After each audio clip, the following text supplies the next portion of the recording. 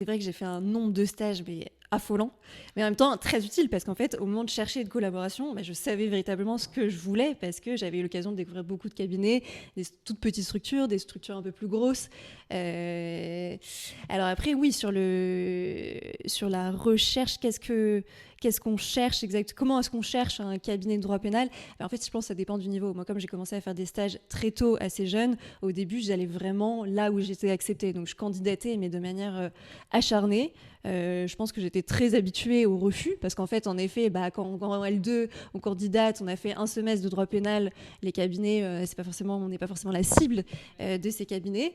Mais bon, au final, il y a un cabinet qui est là, qui est prêt à donner sa chance même à des très jeunes. Et c'est pour ça que j'incite vraiment tout le monde à candidater le plus tôt possible.